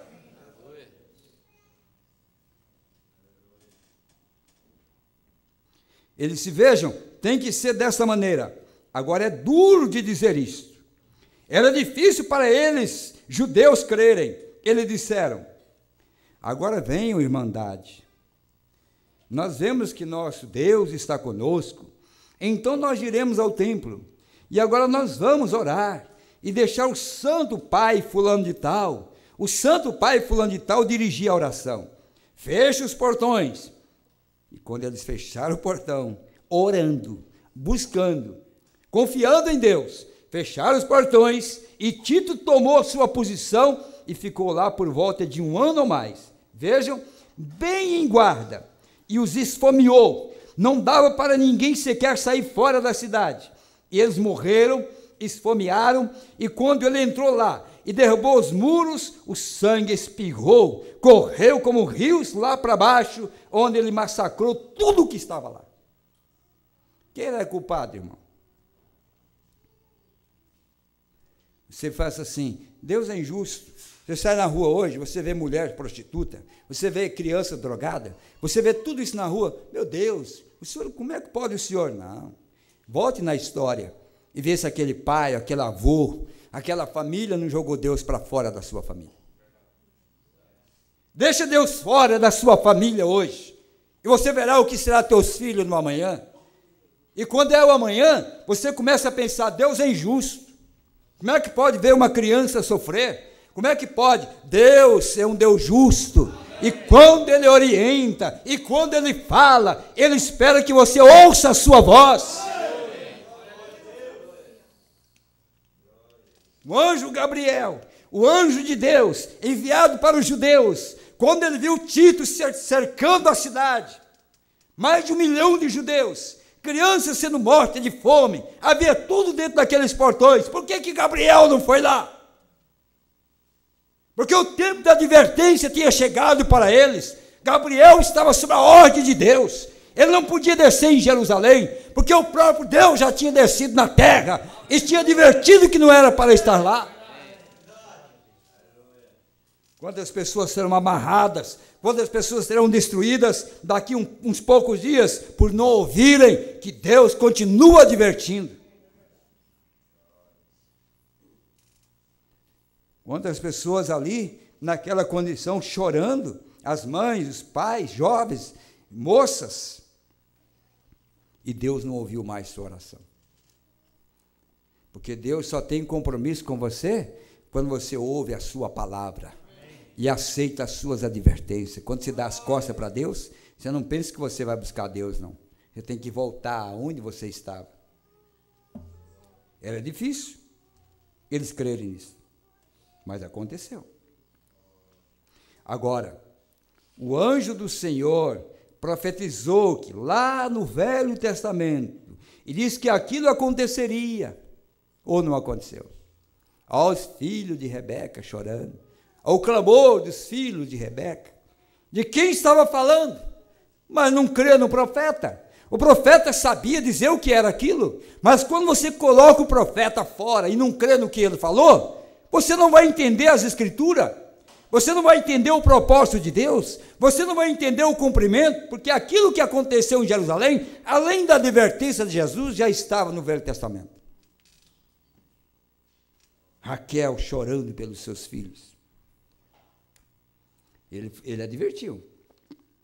E aqueles ministros que eram clérigos, que deveriam estar atualizados naquilo e dizer ao povo, ao invés disso, quando Jesus se parou no meio deles, eles sequer o conheceram e tentaram fazer dele algum tipo de meio que um pé de coelho. Faz um truque para nós, deixa-nos ver como é feito isso, nos mostra um sinal, entende? Ora, ele disse tantas coisas e ainda assim eles não conseguiram enxergar, entendem? Então, quando eles o rejeitaram como sua mensagem daquele dia, eles rejeitaram a mensagem daquele dia. Ainda queria o sinal já tinha sido dado, a Virgem já tinha concebido há 30 anos atrás, e eles tinham pedido um sinal, por quê? Porque eles sabiam que antes da vinda do Messias, haveria um sinal que declararia a vinda do Messias, eles já tinham lido, só que eles não entenderam como seria, dá-nos um sinal, o que ele estava referindo? Isaías 7, o mesmo Senhor vos dará um sinal, e eles sabiam, quando Jesus estava ali, pondo-se diante dele, eles queriam que Jesus fizesse um milagre. Jesus disse, que sinal? O sinal já foi dado, há 30 anos atrás, o sinal já estava, uma virgem conceberá, vocês não viram? Não adianta eu fazer esse sinal agora, vocês passaram por alto aquilo que mostrava que eu estava na terra.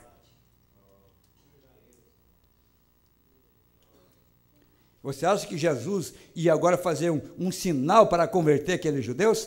Irmão, eles já tinham blasfemado, eles já tinham murmurado, eles já tinham falado tanta coisa contra Jesus que jamais eles poderiam voltar atrás, porque não viram o sinal que Deus havia dado para eles.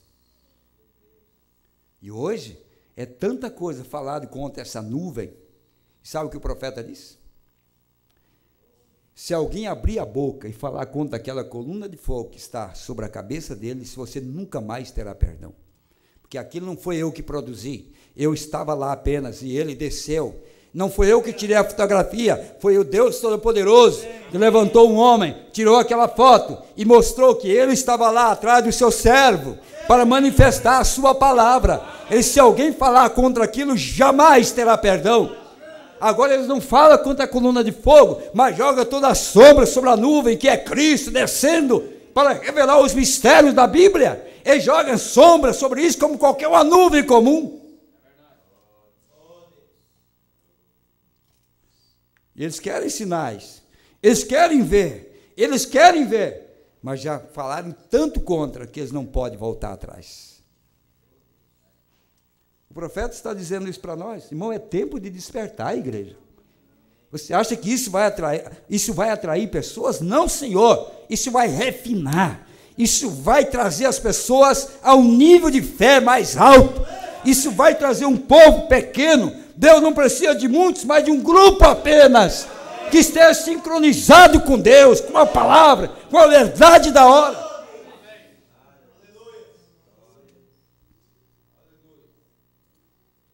É o que eles estão fazendo, o profeta disse. Rejeitaram. Eles falharam em ver o sinal daquele dia. E o sinal da profecia da Bíblia foi realizado diante deles, e eles disseram: vamos entrar agora. Eles vieram assistir os cultos. Eles vieram na reunião. Vamos entrar agora. Eles eram homens santos.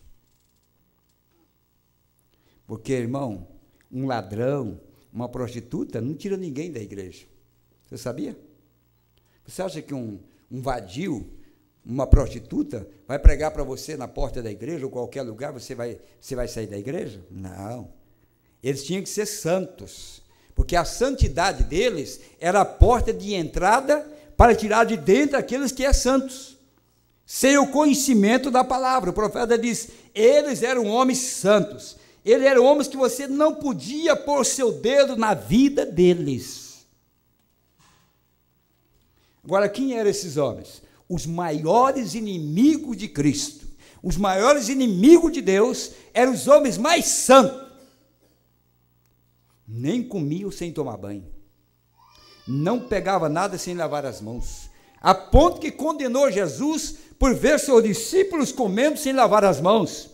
E chegou para Jesus e disse: por que vocês são melhores do que nós? Nós somos mais limpos, nós somos mais santos, nós somos mais puros, que nem sequer nós comemos em nada sem lavar as mãos, e teu discípulo agora come como qualquer outro sem lavar as mãos. Jesus disse: hipócritas, vocês pintam o sepulcro dos profetas, mas vocês colocaram eles lá dentro, vocês mataram eles. Hipócritas. O que importa é o interior do copo, não é o lado exterior. Esse era Jesus, mas ele tinha que enfrentar no seu discipulado, nos seus seguidores, homens que vinham somente para enfincar a espada, para criticar sua mensagem, para criticar a palavra, para criticar a verdade. Mas Jesus tinha uma resposta à altura, porque ele sabia que ele estava cumprindo a palavra de Deus, a mensagem da hora estava com ele.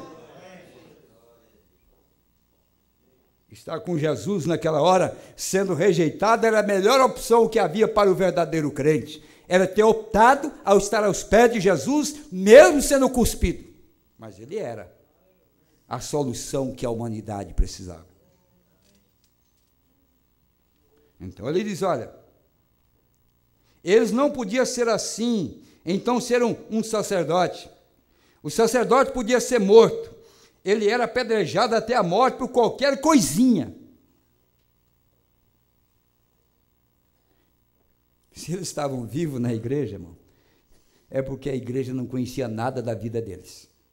Porque a lei dizia que se eles fossem pegos fazendo qualquer coisa, eram apedrejados. E eles estavam vivos. Então ele tinha que viver uma vida limpa, vida santa. Ele não podia fazê-lo porque ele era apedrejado por qualquer coisa. E agora eles eram grandes homens, e homens santos à vista das pessoas, e ainda assim eles entraram e disseram: agora vamos, nós temos Deus. O Deus tem estado conosco através de todas as eras. O Deus que tem estado conosco através de todas as eras. Nós temos Deus. que vocês têm a apontar contra mim? Ai, que se eu tivesse alguma coisa, muito tempo que eu teria sido apedrejado, então. O que vocês têm contra mim? Eram homens. Além do mais, o Deus que tem estado conosco através de todas as eras. Nós vamos entrar em seu templo sagrado. Aquele era o templo sagrado de Deus. Jesus Cristo era o templo sagrado de Deus. E eles entraram no templo sagrado de Deus. Mas vocês vejam, ele tinha sido rejeitado em seu templo sagrado. Entendem? Nós iremos à casa do Senhor. Ora, todos vocês hebreus sabem que nós somos a raça escolhida. Nós somos aqui. E Deus é o nosso Deus. O Deus de Abraão e de Isaac e de Jacó. Ele está conosco. Ele vai nos livrar dos filisteus incircuncisos lá fora. Como na verdade eram os romanos e os gregos. Ele vai nos livrar daquilo. Vamos ir à casa do Senhor, porque Deus está conosco. Isso soa muito bem. Mas se você rejeitou o sinal, não adianta santidade. Não adianta ter uma vida pura, uma vida limpa. Tudo isso é maravilhoso, enquanto você não rejeitar aquilo que Deus enviou para você. A partir do momento que você rejeitar a visitação de Deus, você pode ter tua santidade, sua justiça, tua fidelidade, tudo isso será jogado no mar do esquecimento. Por isso Deus fez com o ladrão da direita. Enquanto os fariseus foram chamados de filho do diabo, aquele ladrão da direita que viveu uma vida inteira de pecado, uma vida imunda, uma vida errada, mas Jesus passou uma borracha, limpou a vida dele completamente, e disse: hoje mesmo estarás comigo no paraíso. Eu acredito que aqueles fariseus, se ouvissem aquela palavra, diziam: veja, falso, nós nunca pecamos, nós nunca mentimos, nós nunca adulteramos, e chamou nós de filho do diabo, e agora esse aí que é filho do diabo, é um malandro, é um criminoso, e agora esse pregador vem dizer que ele é santo. Mas deixa os fariseus encararem naquele dia o grande julgamento, e eles verão que o ladrão da direita vai estar de pé, dizendo: eu fui salvo, eu não tinha motivo para ser salvo, eu era um pecador, e os fariseus diziam: eu tinha motivo para ser salvo, eu era santo. E Jesus dirá: apartai de mim, vós que praticais a iniquidade. Você sabe que o que eu preguei é verdade, você sabe que a mensagem é verdade, vocês passaram por cima. Porque ele vai estar lá naquele dia, você sabia? Todos terão que comparecer diante de Deus. E o ladrão da direita, que testemunha. Quando aquele sacerdote olhar para o ladrão da direita e dizer: mas esse camarada que arrombou minha casa um dia, levou meus pertences, arrombou até o cofre da igreja, levou o dinheiro, está ali ao lado do Senhor. Como é que foi isso? Como é que foi essas coisas?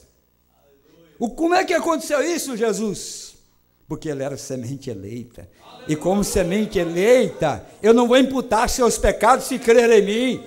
Não importa quem você é, não importa que mundo você viveu, não importa o pecado que você tinha. Quando você crê em Jesus, ele passa e limpa a sua vida e te faz uma nova criatura.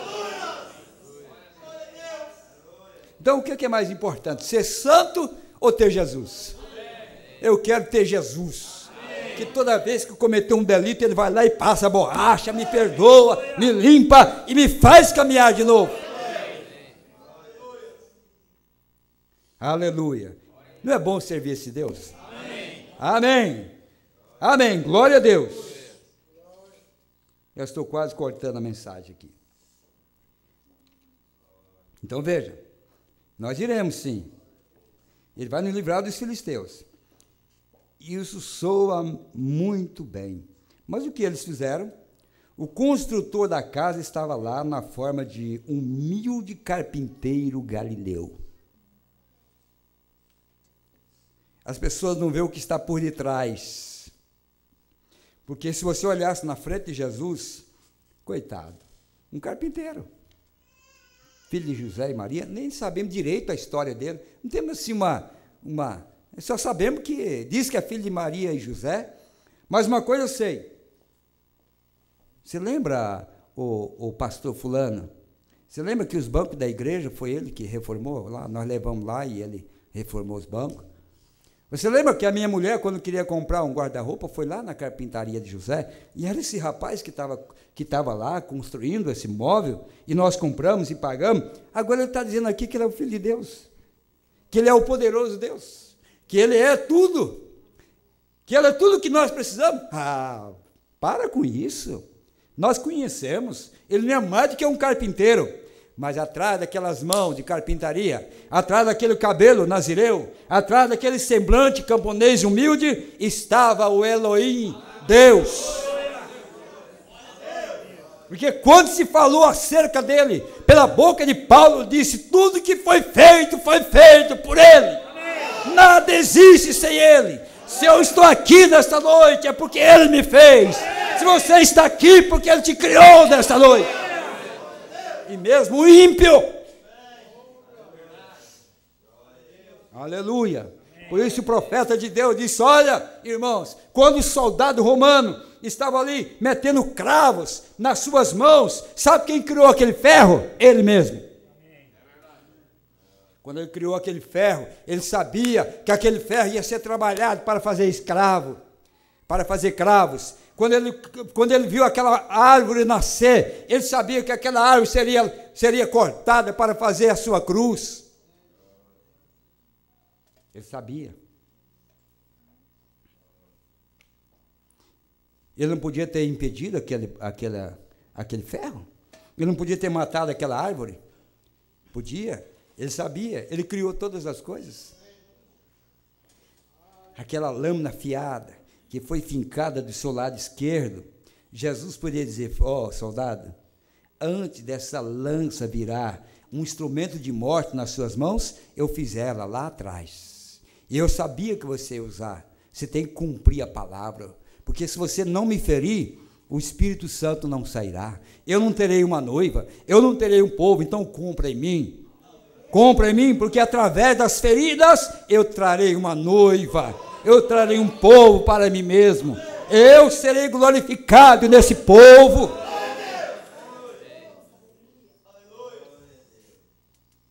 Você acha que o que acontece na sua vida, acontece na sua família, está ali a Deus? Não. Por isso, quando chegou o irmão e disse para o profeta assim, irmão Branham, eu tenho algo para acusar a sua família. Ele disse, irmão, eu não quero ouvir. Aí o irmão disse, irmão Branham, mas é a sua própria família. Ele disse, irmão, antes da fundação do mundo, eu sabia que eu tinha que passar por isso. Então, simplesmente, eu não quero ouvir.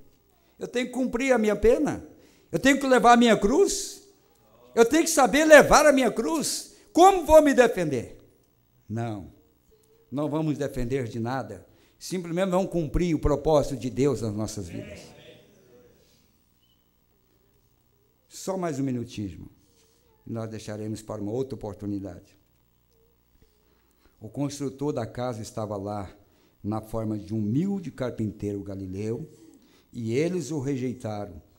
Quando Deus o vindicara como sendo seu mensageiro da hora e de patente, e eles rejeitaram aquilo. Então toda a oração, toda a sinceridade, todo o sacrifício deles não significava nada para Deus mais. Eles tinham feito e Deus permitiu que esse grande exército se unisse para destruir.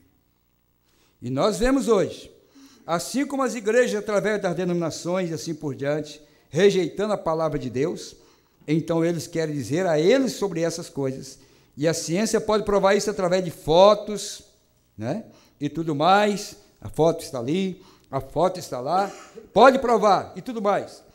E ainda assim eles não querem ter nada a ver com isso. Então o comunismo está se formando para destruir, bem exatamente como Tito fez. E a Bíblia disse que eles fariam exatamente. Ou nós vemos, ou tomamos conhecimento do que Deus está desenvolvendo hoje, ou então amanhã te espera uma Jerusalém, sim, terrena, sitiada por um homem, por um general, e você estará passando fome.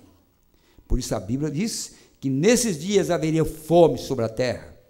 Não fome de pão, não sede de água, mas de ouvir a palavra de Deus, onde eles correriam de norte a sul, de leste a oeste. Como é que, se isto não é verdade?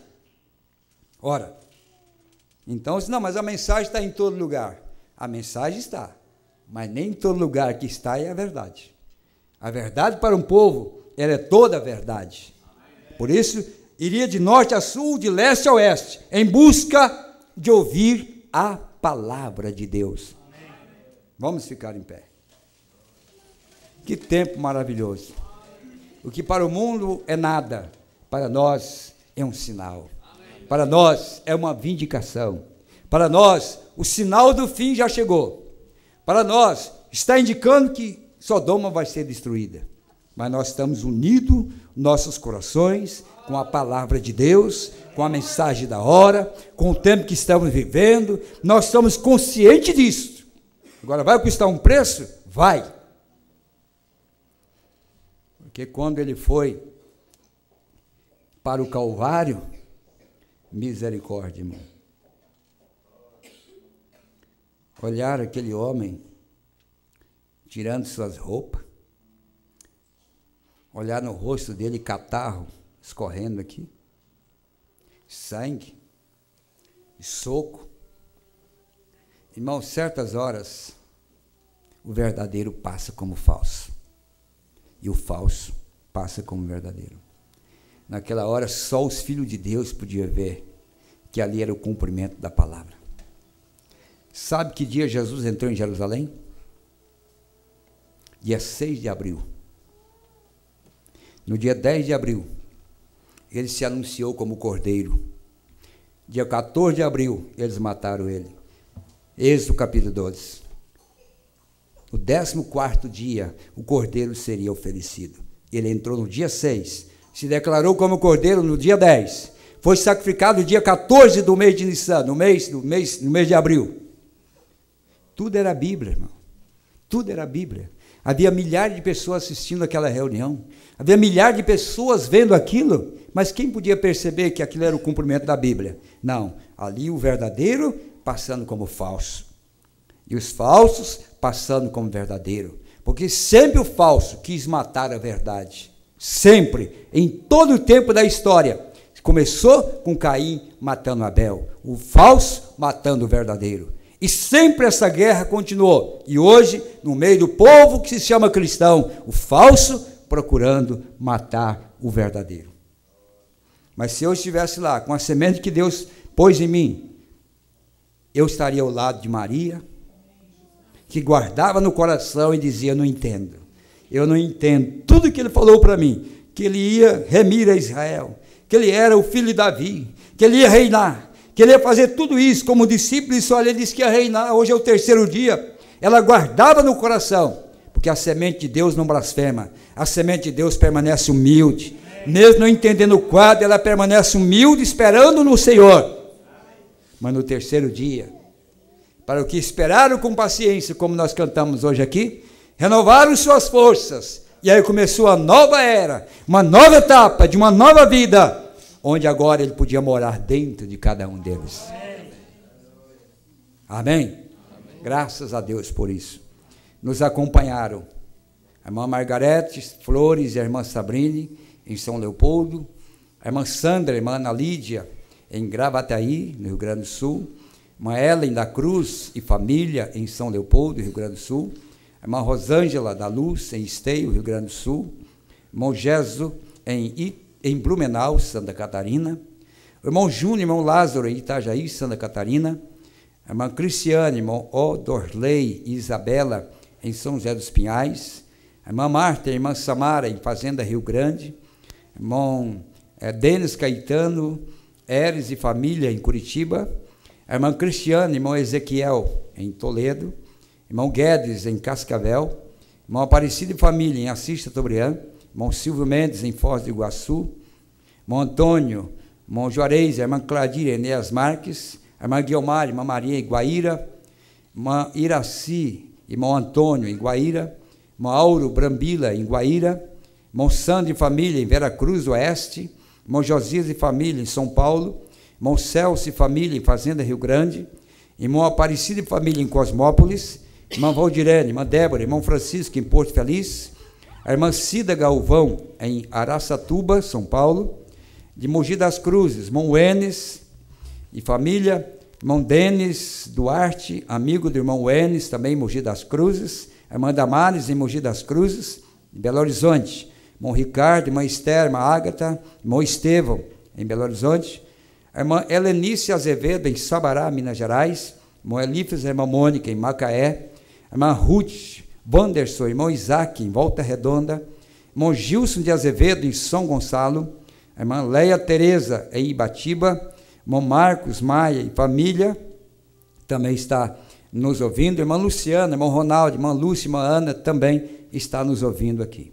Amém? Amém. Vocês estão felizes? Amém. É bom ver o sinal. Amém. E é tão simples. Eu percebo, às vezes, quando a minha esposa lava roupa e estende no varal, o primeiro trovão que dá, ela já olha para cima. Será que eu tenho que recolher minha roupa? Porque aquilo é um sinal de que vai chover. Pode não ser na hora, mas já está dizendo assim, ó, se prepare. Procura um lugar de aprisco, porque vai vir chuva. Essas coisas que nós estamos vendo hoje são sinais do tempo que nós estamos vivendo para nos aprontarmos para sairmos daqui. Amém? Amém. Irmã Samara, levante um pouquinho aqui, por favor. Irmã Samara, pede oração por ela e por sua família. Não é? É isso, só isso que tem, né? E quero também pedir oração da igreja. Nessa terça-feira estaremos indo a Toledo, Assis, Foz do Iguaçu, Cascavel, Francisco Beltrão, para ministrarmos a comunhão, creio que em Chopizinho também. Eu gostaria que vocês lembrassem de orar por nós, e onde estivermos também vamos orar por vocês. Amém. E às madrugadas, todos os dias, às 5 horas da manhã, nós temos procurado sempre estar de pé, intercedendo por cada um de vocês, e eu espero que vocês façam o mesmo por mim. Amém? Vamos inclinar nossas cabeças e vamos ter uma palavra de oração. Obrigado, irmão Daniel Regis, por mostrar as eras da igreja ali sobre aquele assunto, muito importante. Os leitores que leem a mensagem têm me enviado palavras. Eu tenho recebido e-mail de pessoas congratulando-nos nesta hora difícil, tem orado por nós, tem estado conosco em oração, e é maravilhoso. Elias um dia pensou que estava sozinho, e Deus disse, não, Elias, há ainda 7.000 espalhados por aí, que não têm se dobrado diante de Baal. E eu creio que nós nunca estaremos sozinhos, em algum lugar alguém estará conosco. Pai Celestial, minha gratidão por estar aqui nessa plataforma mais uma vez, não para dizer as minhas próprias palavras, mas para transmitir aquilo que já foi dito, relembrando o povo da hora em que estamos vivendo e o movimento que está sendo feito para rejeitar a palavra, a manifestação da tua palavra. Deus encarne mais uma vez, mas haverá um povo que olhará o sinal, e a Bíblia não passará despercebida diante de seus olhos, porque o Senhor prometeu que abriria os nossos olhos na hora da meia-noite. Estamos vendo o cumprimento da tua palavra. Obrigado por tudo isso, Pai. E esse povo que tem me tido como pastor, como ministro, como irmão, que não sejam nunca decepcionados, mas que o Senhor possa usar a minha voz a favor do teu povo, da tua igreja, para diverti-los, porque na eternidade nós queremos ser parte de uma família, nós queremos estar junto para contar o grande amor de Deus e o quanto o Senhor tem nos ajudado aqui na terra, Pai. Eu agradeço por tudo que o Senhor tem feito por nós, pelo teu povo, pelos teus filhos, em nome do Senhor Jesus. E se nesta noite alguém, Pai, ainda não fez uma confissão para o Senhor, ou alguém está desviado dos caminhos do Senhor, que o Senhor possa trazê-lo ao altar, pelo poder do teu Espírito Santo, que converte com a mensagem fina e podia converter, Pai. A unção do teu Espírito possa fazer esta obra. Encomendamos todos a Ti nesta hora, em nome de Jesus Cristo. Amém e amém. Deus os abençoe. Abraça um ao outro, enquanto o irmão estará cantando. Se alguém quer vir no altar, se render a Cristo, começar uma nova vida, você tem toda a liberdade. Até a volta, se Deus quiser. Era apenas um